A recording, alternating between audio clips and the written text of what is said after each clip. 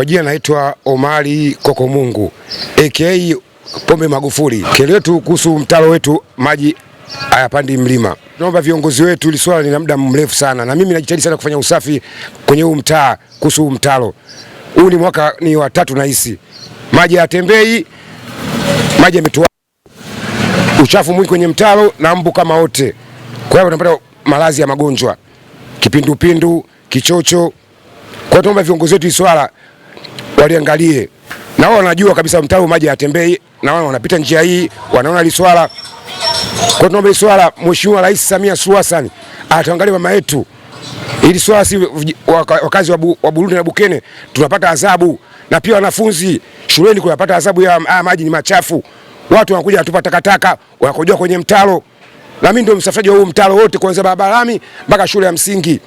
Kwa hiyo tunamwomba Rais wetu mpendwa Samia Suluhu Hassan, mama kipenzi cha Watanzania, tuomba angalie jambo hili mama. Mtaro umetengenezwa sawa, maji yapandishe mlima. Mkandarasi tumwambia mkandarasi, maji mlima hapandi. Akija hapa apite njia kwenda Islamic, akasema hii kasoma na maji pia ametoa haya. Kwa tunaomba Mheshimiwa Samia Suluhu Hassan angalie jambo mama. Angalie jambo hili kwa mapana. Sisi ni wakazi wa Bukene, kero yetu kubwa maji hayapandi mlima, yametuama mbu kama wote. Kwa majina mimi naitwa Suba Manyota, ni mkazi wa mtaa wa Burundi na Bukene. Bana, changamoto za huku ni kuhusu masuala ya mitaro. Huku mvua ikinyesha watu hawapiti, magari yapiti, alafu sasa sisi tunafanya biashara maeneo haya hapa. Kwa hiyo unakuta hata wateja sometimes mnawakosa kutokana na hali ambayo unakuta ni chafu. Kwa hiyo mteja hawezi kuja kukaa hapa akakwambia naagizia kitu fulani chaweza kukula, sababu kuna maugonjwa yanatokezea nini. Umeona bwana, kwa sababu unaweza kukuta wenyewe mko sawa, lakini kutokana na mazingira mtu hawezi kuagiza kitu kama hiko akaweza kula akafanya nini. Wasi tunawaomba viongozi wale wa kandarasi na huyu mama yetu Samia Suluhu Hassan, anaomba tusikilize na sisi, kwa sababu wameshakuja waandishi wa habari kibao, sio nyinyi tu, wameshakuja kibao, wamekuja hapa kutuhoja wakamwambia kuhusu masuala ya mitaro. Lakini sasa tumeshalipokea, kwa sababu na nyinyi pia mnakuja kutuhoji, haina tatizo. Tunaomba mafikishie huko kwa viongozi wa juu waweze kufanyia na sisi misaada, kwa sababu unakuta hatupati, yani hatupati hata wateja, unakuta wanakimbia kutokana na mazingira ni machafu. Umeona bwana. Kwa hiyo kero zetu ndio hizo, hamna kero nyingi. Tumewaambia kabisa wakati wanatengeneza mtaro maji hayawezi kupanda mlima. Nyinyi hamjasoma. Hasa waliosoma ndio wametengeneza hivi. Hivi kweli hii haki? Maisha yetu tunaishije hivi? Tunatafuta riziki hapa. Kama ni kweli waandishi wa habari, hivi kweli hii ni haki? Hii sio haki. Yaani hapa tunafanya biashara, lakini ndo hadi tete muda wote na saa yote tunaweza tukafungiwa. Na mimi ndo maisha yangu hapa, wanangu hapa wanasoma hivi. Hivi kweli hapa tutatoboa jamani maisha kama haya? Sio maisha. Alafu mwisho wa siku wanaanza, si hatujasoma. Sawa, waliosoma ndio wametengeneza hivi, basi waje watu angalau kidogo watutengenezee mazingira hapa, angalau tuishi kwa amani. Hamna. Ndio kama hivi unavyoona, wanaenda wanarudi, wanaenda wanarudi, wanaenda wanarudi, waandishi wa habari kibao wanakuja. Hamna chochote wanachofanya na hamna chochote kinachochukua. Yaani hamna. Ndio hivi kama hivi unavyoona umekaa hivi, ndio hivi. Maisha yao ndio hivi. Yaani kipindi cha mvua maji yanatoka mengi sokoni. Kwa hiyo soko mvua ikinyesha maji mengi yanatoka sokoni. Kwa hiyo akiambatana na haya, kwa hiyo sisi hapa ndio ni mwisho hapa yani. Yakitoka sokoni hapa mwisho. Yakitoka sokoni hapa mwisho. Hayawezi kwenda kokote, hapa ndio yamekaa. Yani hapa ndio yamekaa. Yani hata ikikaa miaka 6 7 hapa hayawezi kukauka, kwa sababu haya maji toka mwaka juzi, mwaka jana yanakuja, yani hayakauki. Mwisho wa siku viongozi wanakuambia choteni maji hayo, wekeni maovaloli, wekeni watu wachote maji. Hasa si kazi wanatugeia, si masikini kama sisi tunaweza kuchota maji? Na kiongozi wa soko mliokuja naye, maji mengi yanatoka sokoni. Mkingio, yani mvua ikinyesha tu, lakini sio kwa ajili ya kuchulizika maji machafu, sio kumwaga watu. Mkingio, yani mvua ikinyesha maji mengi yanatoka sokoni. Kwa hiyo akiunganika ndio kama hivi. Yani hapa ndio tunatamba nayo haya. Kwa jina naitwa Macho na Solo Dizamile, mzaliwa wa hapa, mzaliwa Mwananyamala, kata Makumbusho. Kero yetu huu mtaro kwa kweli tumehangaika nao, tumefuatilia, tumeshindwa. Isipokuwa tu huyu mkandarasi aliyokuja kuchimba huu mtaro, huyu ilitakiwa huyu atafutwe, kwa sababu yeye kachimba mtaro akuonana hata na wananchi kuwauliza. Kwanza inatakiwa ukutane na wakazi wa hapa uwaulize mvua ikinyesha maji yanaenda wapi? Yanaenda huku yanaenda kushukulia, yanaenda kushoto, ili wewe ndio uchimbe mtaro. Lakini yeye katuona sisi wananchi, kwa sababu hatujaenda shule, wao wamechimba tu mtaro, wamechukua hela kimya mpaka leo. Sasa hivi tumepata diwani tushaongea naye, kasema swala atalifuatilia, lakini bado hadi leo. Lakini na imani diwani wetu chuma kwa chuma ili swala analengaikia, kwa sababu yeye mwenyewe pia kalikuta kabla hajakuwa kiongozi. Alafu kuhusu labda maji huku kutoka sokoni kuja huku, yalikuwa hana shida. Miundombinu hii ndio imesababisha hadi maji hapa yanakaa. Kama mtaro ungechimbwa vizuri, maji hapa singekaa, kwa sababu maji hapa pakwenda hakuna. Sio mtaro huyu katuchimbia kisima, na visima sisi tunavyo vingi vya serikali. Yeye kaja kutuchimbia kisima hapa, afu watoto wanasoma shule humo. Kuna samaki humo watoto wanavua kiafya. Kwa kweli ni mtihani. Kwa hiyo ndio maana sisi wananchi hapa tushaongea sana. Yaani kwa kweli tumeongea sana. Yani mimi ndo nimeongea, yani nimeshafika sasa hivi karibia nimefika, yani vyombo vingi vimenioji, lakini ile swala bado limelala vile vile. Mimi naitwa Rajabu Mwindini Rajabu. Kero hii ya huu mtaro. Huu mtaro sasa tunao zaidi ya miaka 3 hapa ndani mtaro. Nimekuja mtaro huko sababu lengo kubwa ni kuondoa maji yanayokuja hapa ya mvua, lakini sasa hivi ishakuwa lengo kubwa, ishakuwa ni kama vile bwawa limewekwa. Makeme kwa bwawa hili kwa muda huu wa miaka 3 aliondoki, alifanya nini? Na kikubwa zaidi kama kipindi cha kiangazi, lakini bwawa limejaa maji hilo. Umeona na hapa hata dada wasu kuna vile tunavitu walaumu. Kwa sababu tushawaambia ndani ya huu mtaro chini kuna bomba, na bomba limepasuka na kutoa maji muda wote. Kwa siku zote maji yatakuwa yanajaa. Kwa hiyo mbu hapa, wafanyabiashara wote wanasumbua na haya maji. Kwa hiyo sisi wakazi wa mtaa huu tunalalamika, pa kulalamikia ndio kama unaenda kwa serikali ya mtaa au kujibu chochote. Umeona diwani anapita juu kwa juu tu.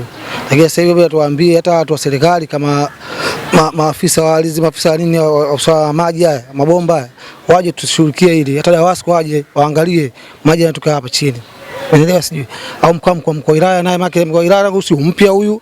Makao wa mwanzo alikujaga hapa, lakini huyu naye hajafikira mara moja. Bila tunaambia kero yetu ndio hii ya maji imekuwa ni kero kubwa kweli kweli yani. Aidha hata na watoto wetu hapa afya zao zimekuwa sio nzuri kwa sababu ya maji.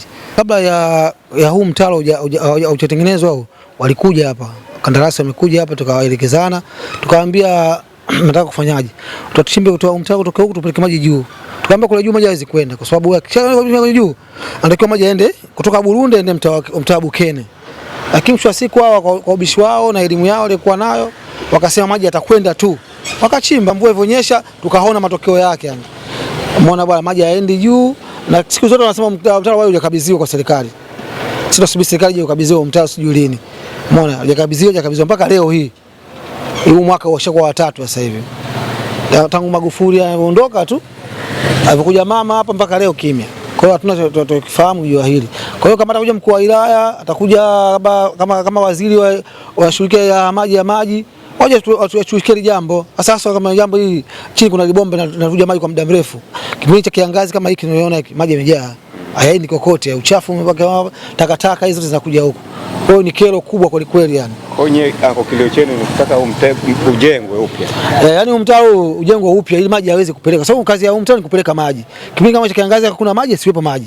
Sasa kipindi hiki hakuna cha kiangazi, kuna mvua, kile maji hapo. Kwa hiyo mtengenezeshe bwawa ile kufugia samaki. Maana samaki unaona kibao. Watoto wa kesi tunapiga sasa ni shule. Ingekuwa Jumamosi ungewatoa kibao na vua samaki huko. Ni kero kweli kweli yani. Shukuru. Kwa jina naitwa Zunda Douglas, mwenyekiti wa serikali ya mtaa Menazini. Kuhusu ule mfereji upo katika process kwanza wa kufumuliwa ili kutengenezwa upya ili maji yaweze kuenda sehemu husika kwenye barabara kubwa kule. Kwa hiyo nadhani muda si mrefu zoezi litaanza. La kuhusu kusafisha, sisi kama uongozi wa serikali ya mtaa na uongozi wa kata, kila Jumamosi tumeweka ratiba kwamba wakazi wa mtaa ule wasisafishe sehemu zingine, wasafishe ule mtaro. Vile na siku zingine vile wawe walinzi wa ule mtaro. Kwa hiyo ikifika Jumamosi, mimi mwenyekiti na ujumbe wangu tunakwenda pale kuangalia kwa kabisa wanaofanyia usafi, sisi tunaingia katika mitaa mingine. Wito wangu kwanza ni usafi tu. Kila binadamu anatakiwa mazingira yanayomzunguruka yawe masafi. Kwa hiyo sisi kama uongozi wa serikali ya mtaa na uongozi wa kata tunazidi kuambia kila siku watu wa mtaa wa Burundi, yani nyuma ya uwanja wa shule, kwamba waendelee kuweka mazingira ya usafi katika ule mtaro. Umeelewa? Ili hata maji hata kama maji yanakuwa ya flow ya end, lakini maji yako katika hali ya usafi. Lakini ndio hivyo binadamu, jinsikia binadamu ndio kwa tufanani akili zetu. Wale wenyewe pale wanasema mwenyekiti, sisi uchafu atutupi sisi, watupa watu wa usiku. Kwa tunabeba sisi, mkiwaona wakamateni, afu tupeni sisi taarifa, tunawakamata, tunawaleta pale ngazi ya kata, wanakamatwa, wanapigwa faini, wanapelekwa city. Kwa hiyo kusema kweli, mimi naomba niwasifu watu wa mtaa ule, wanajitahidi kuweka mazingira masafi ule mtaro. Majani yakiwa makubwa kama vile, wakishindwa kulima wao wanawalipa vijana wa pale wanalima pale. Kwa hiyo wanajitahidi kusema ule ukweli, ila baadhi tu ya wale wengine wanakuwa waelewi, ndio wanafanya mazingira kuwa machafu. Wengine wamezungumzia kuwa nao kilio kikubwa kingine wanapeleka kwa wakandarasi waliojenga ule mfereji, wanaonekana kuwa wameshindwa kujenga kwa kupata ramani iliyotakiwa. Kwa upande wako pengine hilo unazungumzia jana? Ndio maana tumesema kwamba hilo limeonekana, na ndio maana sasa hivi ule mfereji utakuja kufumuliwa upya ili kutengenezwa upya ili maji yale yaende katika barabara kubwa, katika mtaro mkubwa. Kwa hiyo wanaosema wala sio uongo, ni maneno ya ukweli na sisi tuliyapokea. Ndio maana nakwambia kwamba mtaro utakuja kufumuliwa upya ili utengenezwe tena upya. Kwa hiyo wala wananchi hawajaongea, ni kweli kama iko kitu ninachokisema. Jina naitwa Haginesi Mbiti, ni afisa usafishaji katika kanda hizi zote za manispaa ya Kinondoni. Kwa ukaguzi ambao tumeufanya kwa hali ya hapa, maeneo hayaridhishi kwa kweli, mazingira ni machafu. Ningependa kuwaomba wananchi kwa ushirikiano tufanye usafi katika maeneo yetu yanayotuzunguka, na pia tuache kutiririsha maji.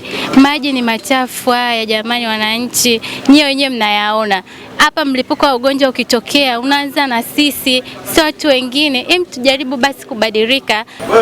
Kwa ukaguzi ambao nimeufanya, nimepitilia soko la Mwananyamala, nimeweza kukagua maeneo baadhi ya soko, nimeona baadhi ya maeneo wanatiririsha kweli maji machafu, na nimetoa elimu katika soko na nikawahimiza kuacha kutiririsha hayo maji, na nimewapa sheria na taratibu za kutiririshaji wa maji machafu yahifadhi katika sehemu maalum. Niwahimize basi wananchi tuwe na moyo wa kuacha kufanya uchafuzi wa mazingira katika mtaro wetu huu. Pia TANROADS tutawasiliana nao kwa ajili ya kuweza kutekeleza swala hili, na hili swala litaisha kwa kufanyia usafi na TANROADS kuzibua mtaro kwa ajili ya maji kuelekea sehemu husika.